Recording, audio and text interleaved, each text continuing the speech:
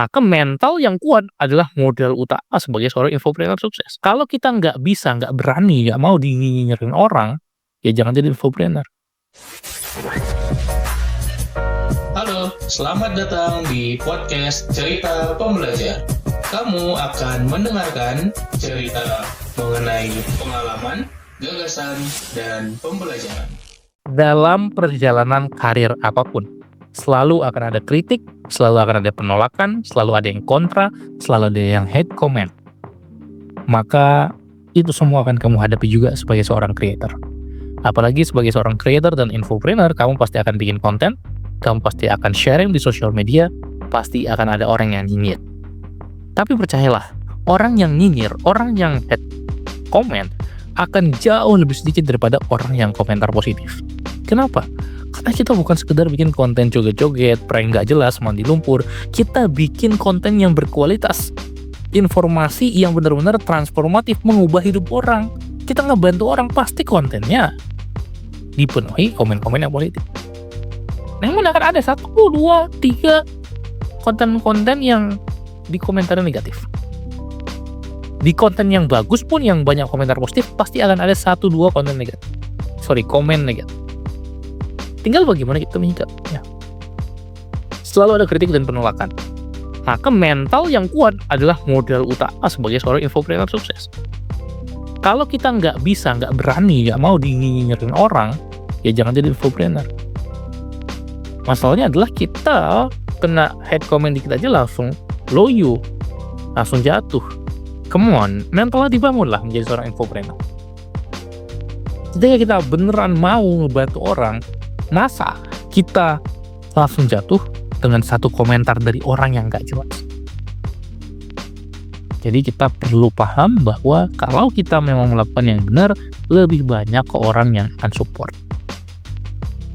Tapi terkadang kan masalahnya bukan dari komentar orang random di sosmed, namun orang-orang terdekat kita. Gimana sahabat, kerabat, keluarga yang nyinyir kita, wow so artis sekarang, wow konten kayak influencer. Aku juga dikatain kayak gitu kok dulu. Tapi ya aminin aja. Oh makasih banyak ya, mohon doanya semoga bisa lancar ke depannya.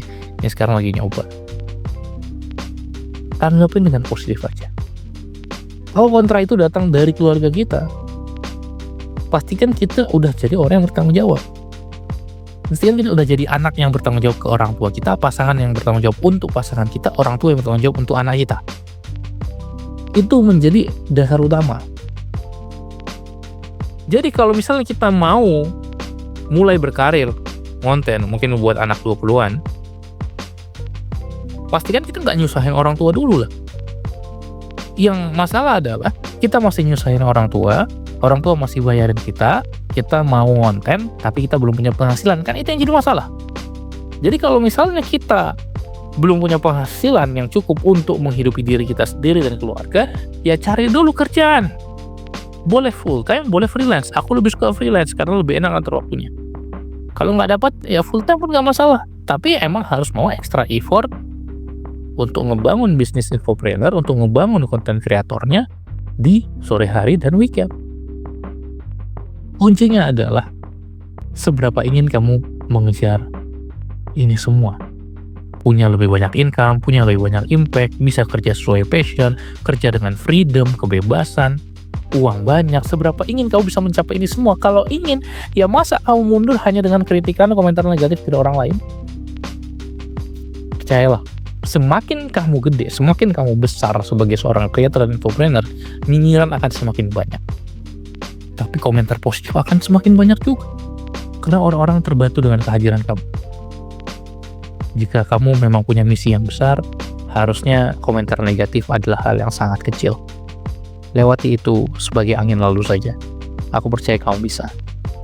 Pertanyaannya, masihkah ada impian besar itu di hatimu?